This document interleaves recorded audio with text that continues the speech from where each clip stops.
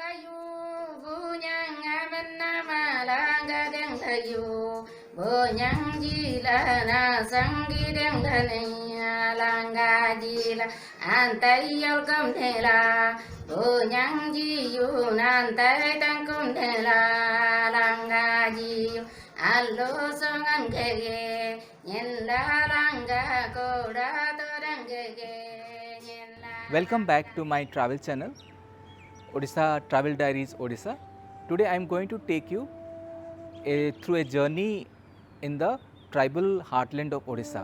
So today we are going to visit a shaman called Lakshmi Sabha of Lanjia Sora community. I don't know how many of you know about Lanjia Sora community, which is one of the most iconic tribes in southern part of Odisha. So they are part of Austroasiatic group. They speak in a language called Mundari, which is part of Austroasiatic language group. And this language group is spread throughout, eastern India, including Odisha, Northeast, Bengal, Jharkhand, and also in the mainland Southeast Asia up to Mankhmer in Vietnam. So going back to their history, like for 4,000 years at least, they have been living in this part of Odisha. So we have this tribe is known for its rich shamanic traditions. So shamans, are integral part of tribal culture throughout the world. So when there were no medicines in the ancient times, so people had faith in shamans, and through a certain kind of ritual, a series of rituals, they would actually heal people, and that is been part of the belief system. So they adopt different type of methodology for healing people using mostly the local sources and the traditional knowledge, and they also do the divine communication with the spirit world.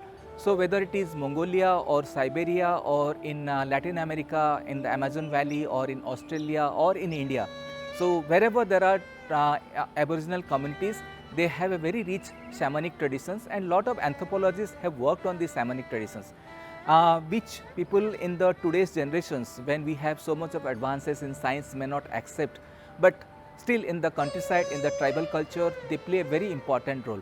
So Lanjia Sora also, this community Lanjia Sora also has a very rich shamanic traditions. Unfortunately, because of the spread of Christianity, about 90 to 90% of the Lanjia Soras now are converted into Christians.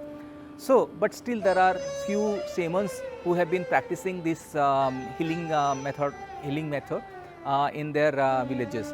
So Lakshmi Sabar is one of the women. She is one of the last surviving shaman of Lanjia Sora community, to whom I had got a chance to meet in 2018. And when I talked to her, I listened to her chants, her hymns. I was so moved. And this Lanjia Sora community, I have a very deep association. They live in the dense forest in the high hills of the Eastern Ghat, and my mother's place is very close to Lanjia Sora habitats, about 50 kilometers. So when I was a child, like I would go, during the vacations to my mother's place, and we would do a lot of activities. And that time, as I remember, vaguely, during my childhood, when I would go with my parents in the summer and the Dasera vacations, so they would descend down from the mountains once in a week to sell the forest produces, and they were very different from what we were. So that was something like, it was glued in my mind for a very, very long time. So when I grew up and I studied archaeology and anthropology, and then I developed a lot of interest in tribal culture of Odisha. So I started venturing into that territory. 3-4 times I have gone, and it was an amazing experience. So let's see the Lanjia Sora shaman Lakshmi Sabha. Let's try to understand how she does, and let's go through a journey. My mother comes from a small village called Budura near Kasinagar on the banks of Bamsadhara river. In every summer and Dasera vacations, we would spend a couple of weeks there playing hide and seek with other village kids, plucking mangoes from orchards, early morning and late evening bathing in the river, riding in bullock carts, and many more. A life that is hard to imagine for urban kids of this generation.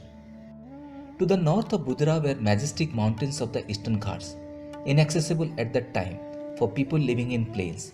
Scores of thoughts kept cropping in my inquisitive mind, such as who lived there, how was their life, what did they eat, etc., etc.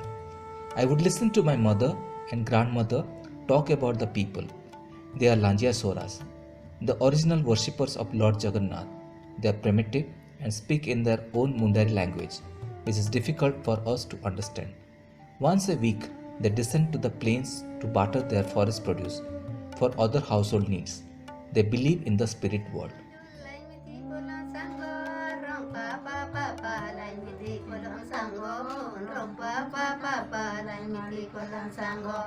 Irang soy se kunyai miti kulon sango, irang soy sanggal nai nam miti kulon sango, rang jul jul jul jul lai miti kulon sango, rang pa lai miti kulon sango, irang soy se kunyai miti kulon sango, irang soy se kunyai miti kulon sango.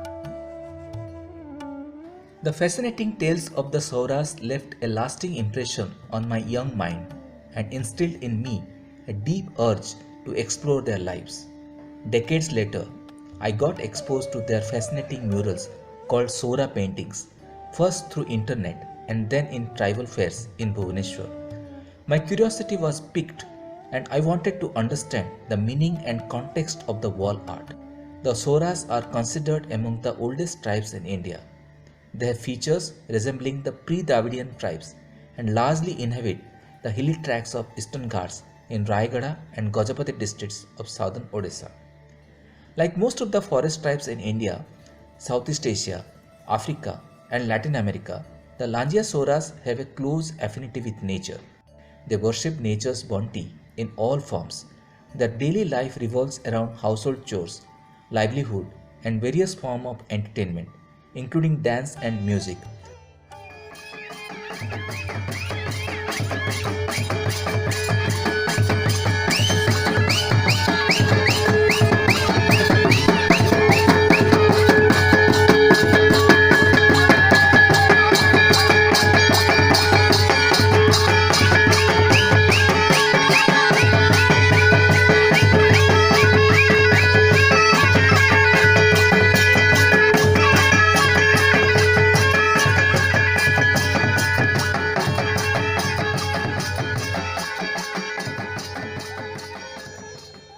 The huts, organically built with bamboo and mud on a raised platform, are rectangular in shape with a small main door. The roof is proportionally low. There is a high frontal veranda which is reached by a flight of steps. Overall, the plan resembles the landscape, high hills with sloping steps. Soras indulge in slash and burn cultivation or sitting cultivation on hill slopes and hunting and fishing. However, with the spread of Christianity and education, hunting is now almost abandoned. Their daily life and shamanic rituals are depicted in their paintings. Each of their themes has a story pertaining to events such as harvest, childbirth, evoking ancestral spirits, marriage, death, etc. On all important occasions, a painting called icon or edital is worshipped. The icon is made on the walls in a particularly dark corner inside the house. Traditionally, it is Kundan or Kundan Boi, the shamanic priest, who is qualified to draw the icon. They have the expertise to explain their meaning to the village folks, and the icon is thus looked upon as a valuable feature of vocal tradition through which the Soras connect to their deities. Most of the time, the mural is a square or a rectangle. In some cases, the mural is divided into 2, 4, 6 or 8 rows cut by horizontal or vertical sections, depending upon the requirement of figures and the design by the artist as directed by the spirit in their dreams. Figures are mostly drawn in white against the terracotta background. The color is mostly prepared from rice flour and the pigments are mixed with water, and glue made from tamarind seeds is used as the binding agent. There are countless deities in the Sora world, both benevolent and malevolent. They are worshipped with fear and anxiety and offered sacrifices to ensure safety and well-being of the people. Sonam or Sonumam is the general name to the Sora deities. Their gods and spirits make constant demand on the living. Those who die in the house appear in dreams and demand certain offerings. Sometimes devil spirits enter cattle sheds and make cows and oxen ill in order to make their displeasure known. If their demands are not met, they can cause harm. Malevolent spirits are therefore more cared for when compared to benevolent ones. Armed with this knowledge, I set off for Sora Hills to climb the mountains that had fascinated me as a child and to satisfy the questions that had plagued me ever since. After a 30-minute drive through the ghats, I reached Pudasangi, the largest and most centrally located Nanjasora village in the mountains. Here I met Lakshmi Sabara, a woman in her late 50s, and a Kundan boy, one among the very few Nanjasora's shamans. Her house is a concrete structure, but in one corner of a wall you see an icon divided into 8 rows. Besides her present house is a small hut on whose wall you see yet another icon that was painted by her son Ravinatha Savara. Even though there are hospitals and facilities of modern treatment, there are people who still believe in traditional healing and visit a shaman. Belief in spirit world is still a common practice among the Soras, and Lakshmi regularly heals patients from the tribe. In this clip, Lakshmi is seen practicing Nangte, the Sora way of identifying the spirit that causes illness in a patient. She is communicating with the spirit through hymns and asking for the root cause of the disease. On the basis of the answer she receives from the malevolent spirit, she instructs the patient to do the needful, mostly an animal sacrifice.